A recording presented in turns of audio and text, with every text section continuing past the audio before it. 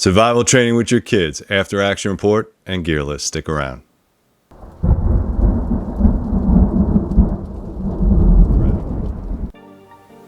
All right, guys, thank you very much. Welcome back to Three Rivers Survival. So if you guys have been watching, this is part 3 of the video series of survival training with your kids. And again, I just want to reiterate that as many safety precautions were in effect as much as possible.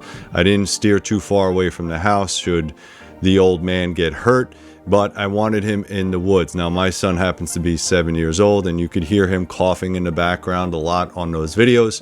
And he was just getting over a cold. He's better now. And again, I have to also watch out for allergy season because he is asthmatic. We had all the medical equipment that I needed. Or if your kid is suffering or has medical conditions, that's one of the things you have to pack first before any of this stuff. Make sure that there's a quick way to the hospital in case something happens between you and him. Make sure you have communications between you and your base camp. Our base camp was the cabin that we used out in the Adirondacks. And again, I wanted to make sure that he had a great time. Now, one of the biggest issues that we have as parents is we're, always trying to teach, but I think kids learn the best way when they have fun. All right, so I tried to incorporate as much fun projects as possible. I didn't go too far. I understand he's only 7 years old. And again, children's brains don't work like adults do. So you have to maybe go a little bit slower. Maybe add some funny stuff in it and basically let them be kids, but let them learn. The worst thing you can do is actually force a survival situation on a child and then browbeat them or hammer them. All right. You want to encourage them to learn. Okay. You don't want to beat them up and make it like homework. All right. We live in a city environment, and getting out to the woods is one of my ways of bonding with my child. But also it gives him a little bit of a memory, which is what we're really trying to do, is to build memories and also build some survival skills along the way. So if you keep that kind of tone with it, I think you'll be okay. You don't have to be a survival expert to go out into the woods and to make fire. You just don't. I think most kids just want to be out with their parents, out with their dad, out with their mom, whoever their kid is, out with their uncle. You could be their big uncle, their cousin, their brother, and just go have a good time. And that's exactly what we did. So we did a 2-day trip out in the Adirondack Mountains, and we added. We did 1 day of camping where we set up a base camp, and the second day was trekking. So what we did is we walked around all the tree stands and made sure that all the roads were clear. We had to chop out some branches, and of course I got some product testing in there as well. So some of the equipment I was using, I was also product testing, and that worked out really well. What did you have in your bag? What did he carry? Again, the biggest issue that you're going to come into is weight. Children don't want to be weighed down with a backpack that's, 800 pounds. Adult males don't want to be weighed down. So water is going to be your biggest concern because it is the heaviest. So I kind of spread loaded a lot of things. I made him carry his water in case we got separated. That was the biggest thing. I wanted to make sure that he was safe and he had enough gear in here. Not too much gear, but enough gear in here if we got separated or I got hurt and wasn't able to make it out of the woods, that he would be able to sustain himself. All right, so that's kind of the thinking that I went with. And of course, I had my own camera kit that I had to carry along with my gear as well. So let's drop this camera so you guys can take a look. All right, guys, the first thing it's going to be very, very obvious is my leg drop holster. You saw it throughout the video where I was carrying a Glock. That is the Glock 20 in 10 millimeter. I do carry hard cast bullets, Underwood 200 grain hard cast, and the magazine is 15 rounds. So I'll annotate a picture here for you, but because it's YouTube, I don't like to show too many guns because then I'll get demonetized. So the thing that I will tell you is you don't need a leg drop. I've carried different holster options, just regular standard holster options. They worked a lot better. The leg drop, because you're walking up mountains, can sway a little bit. And because the gun is not light, it will pull down on one side of your body. So unless it's balanced out, probably not the best option, but I'm going to fix that. All right. Second most important thing is your multi-tool. All right, so I carried the Leatherman Wave. Huge fan of the Wave. I never go anywhere without a Leatherman tool, especially in the forest. So big fan of that. This is an SOE day pack. All right, it has 3 pockets, it has Velcro inside, it's just a regular backpack. You can get a Jan Sport, you don't have to be too tactical. He knows the old man was in the Marine Corps, so I got a bunch of Marpat, and he loves the color Marpat, go figure. And I'll just show you what's in here. All right, very, very comfortable design. There's no real rigid padding. These are very comfortable. The padded straps are comfortable. It does come with a waist belt, which is really important. I don't know if I filmed it, but on the trail I had to consistently fix his pack because it was getting a little heavy. All right, so let's see what we have inside here. Again, I went with a lot of bright colors and emergency stuff. So he does have a light my fire spork. We also kept the MRE spoon. I told him while we were out there eating MREs, you should always keep that. We did have some DEET or some bug spray, and I do have an emergency blanket in there. Just very, very small stuff. All right. This is his fire kit. Now, again, I omitted a lot of the fire stuff because he's not too good with the fire steel, so I'm trying to get him to use it. But Bic lighter, candle, some quick tinder, and some trioxane cubes. All of that will work even if I'm not there. Okay, so I wanted to make sure we had some of that. Flashlight, decent flashlight. This is an old one. This is a ProTac LED from Streamlight. Look how old that sucker is, but you know what? Still works. All right, some of the stuff needs to get reorganized. All right, I have an A10 Sunto compass. All right, so he does know how to do the compass. I just have to constantly remind him with a whistle on the end of it. So that's very, very helpful. Some MRE toilet paper can also help with fire starting. This is an SOL flashlight, but it also has electronic fire starter. All right, so a couple redundancies in this pack. We're probably going to remove some stuff now that I go through this pack. He's always complaining about how heavy it was. Well, now we know why. There's stuff in here he didn't need.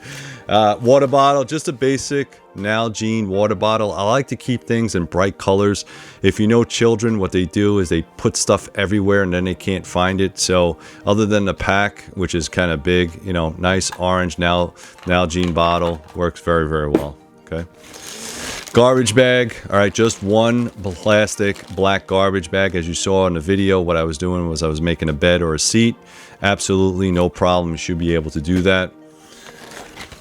Drinking straw. This is a older Life straw. All right, it still works. I try to make things as simple as possible. Sometimes adding tablets to water, you know, heating water might be an issue depending on how wet it is. So I always put that in his pack. He decided he wanted to bring his binoculars. That wasn't for me, that was for him. So if he wanted to do some bird watching, more power to him, that's all good. Emergency bivvy, again, in a bright orange. So if something happened on the trail or he needed to sleep in it, we had something. All right, so between this and this, we have a little bit of shelter set up. First aid, all right, everything nice and labeled in this clear plastic bag. I carried this before. I was carrying this for him, basically because I already cut myself once. More of a boo-boo kit. You didn't need trauma. It's just a boo-boo kit. So tapes, bandages, burn gel, wound seal, that kind of thing. So nothing too crazy, just something he needed. Also, make sure you have baby wipes. All right, kids are messy, and the biggest problem is when you're eating foods get all over your hands, they get all over everything, all over your clothes, and then the bugs start to attack you. So have some type of baby wipes or something to clean up with. Let's see what else I have in here. So these are emergency fire starter. Again, fire, right? So I wouldn't advocate any child starting a fire unless they knew what they were doing. If you watched on the video, I made sure that he raked a very, very nice clear place before he even thought about fire. But again, something simple. 550 cord, this was my bank line or my ridge line. Make sure you have enough 550 cord in there for him. All right, this was his Shema. Nice big bright orange. You guys saw this on the video. This keeps the bug away. It also is good for signaling. And again, he had it on his hat because he had it on his head to keep the bugs away. But it was very, very comfortable. All right, some of these things are just comfort items, so it works out really good. And especially if you're dealing with children, have bright orange. All right, this is his Laplander. his backhoe Laplander. We use this quite a bit.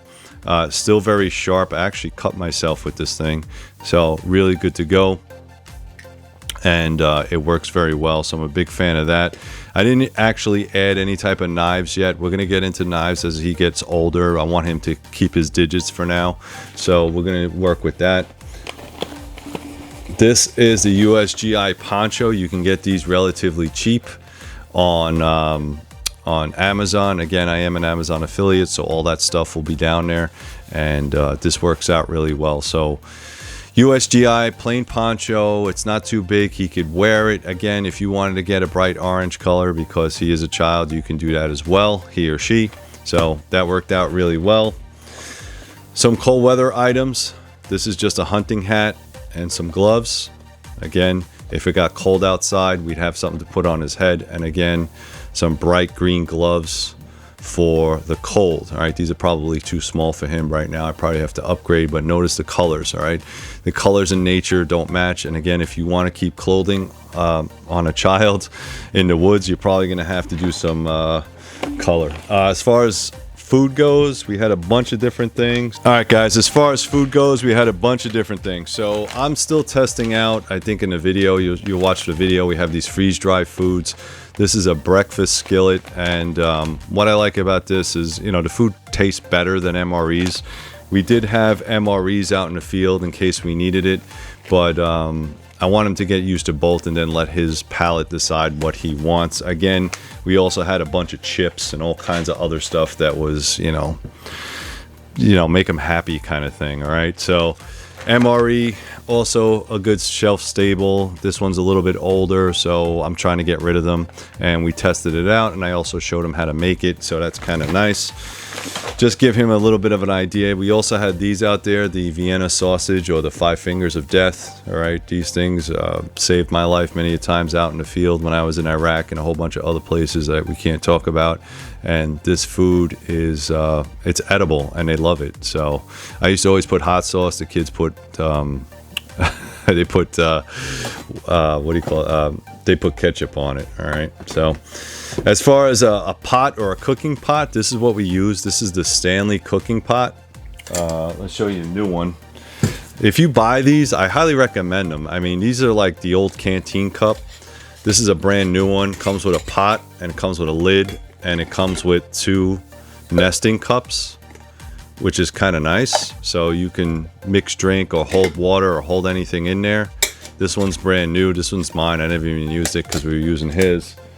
But this is his, a little bit burnt up, which is nice, gives it that salty flavor, that saltiness to it. And we cleaned it out, and inside here we have a very, very small titanium spork. Let's put that together. All right, so this is made by Tokes. All right, these are really, really cheap, and what I like about them is that it has a lock on it. But what's cool is that you can just take this, throw it in there, maybe some fire starting material, and then lock it closed. Also, this has on top a strainer. All right, so if you had if you watched the video, I had a whole bunch of leaves and dirt and stuff like that was getting stuck in there, and the strainer kind of helped that out. So that kind of worked out pretty well. Again, so because there was 2 of us, a lot of things were spread loaded. All right, I wanted to make sure that we had enough food and water and survival kit. But if you guys are just interested in what you might want to put inside of a kid's bag, that's it. Again, as his guardian, I carried the firearm. I carried that. I also carried a large cutting tool. All right, this happens to be the Condor. What is this called? The King Kukri. It does come with a really nice leather sheath. I didn't put it on my belt. I just had it in my bag. I was doing some product testing, and it kind of worked out okay. I do have some issues with it, and I'm going to do a separate video on this. My son carried a hatchet. The hatchet he was carrying was the Holtzbrook's Almike hatchet. Almike? I don't know how to say that, but I'll put the links down below for any of this stuff. Ideally, I wanted him to get used to doing a hatchet before a large knife. I think it's more of a traditional way to learn. The saw, by far, is the easiest to learn, and it is the safest. Okay, so I'll start him off with a saw, give him a little hatchet work, and then of course we'll move up to machetes. I carried in my pack A water bladder. This happens to be a comedy bag from MSR. All right, big fan of this. This had 4 liters of water in it, and I did have the tube connection, so it worked out pretty good. I'm still kind of drying it out, but 4 liters of water, and then my son had this. So we definitely had enough water out there, and as you can see in all the videos, we carried water, but there was plenty of water out there if we needed to, if we needed to purify. I carried a good serviceable pair of gloves. These are the M-Packs by Mechanic. Really good gloves. They worked for me very well. I like to carry something with leather on one side. I don't care too much about this, but it did help your hands out, especially when you're moving a lot of debris and logs and stuff like that. So a good pair of that. I also had my own shema, which I chose not to wear. I didn't really need it, but I had it if I needed it, so I had my own shema. I also had my own poncho in case I got soaked, and I also had my own survival bivvy. I also carried my own fire steel. So this is the fire steel we were out there using, and I was trying to train my son on. This is 1/2 inch. Yeah, I think it's 1/2 inch by 6 inches. Really nice fire steel. It does work very well if you use the right equipment, and I was trying to get him to use it. Didn't really work all that well, but again, it is what it is. I also carried a tourniquet because any heavy trauma, I would be able to help him out, all right, or help myself out. As far as lights go, I could have used a headlamp, but I had this. This is the Olight Warrior X3. This thing has like a ridiculous amount of lumens. So if I needed to do some signaling, this was the kit. I just kept this in my pack in case I needed it, so it worked out pretty good. I also had my own map, compass, topo maps, the place of the area that we were going to. Both our information written down in here in case somebody needed to find us, or in case this was our last will and testament. So I had everything written down on this book, so that worked out really well. I also had some more 550 cord on a spool tool, so that worked out. This was in my pack, and I also had more water purification, so we could have used the Sawyer Mini, and I also had portable aqua. All right, this was all in my pack. I also have my small survival tin, the one that I use for Three River Blades. All right, so this has all my little survival tin, all the little items that I need in there. And I also had a couple of extra garbage bags, which came in. We didn't actually have to use it. Another heavy duty plastic bag. All right, this bag is just like 8 mil thick, so really heavy duty. And I know somebody's gonna ask, so I'll just show it to you. All right, so this is my 511. This is my 511 Rush 24 2.0. That's the pack that you saw me rolling around with in the forest. It works really well. You don't have to get it in multicam. Multicam's always going to be more expensive. I'm going to do a whole review on this, so don't worry about this pack, but this is the pack that I carried. All right, guys, let's go right back up and we'll finish it up. All right, guys, so a couple things to mention. That it was the mud and rainy season, so it was cold up there during the night, but during the day it was 80 degrees.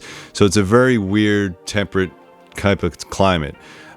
We did make the mistake of not having good walking boots or good boots for my son, so he wound up getting his feet very wet. I do have moleskin in there and all kinds of other boo-boo stuff, but also put a very good pair of socks, if not 2 pairs of socks in there for your children.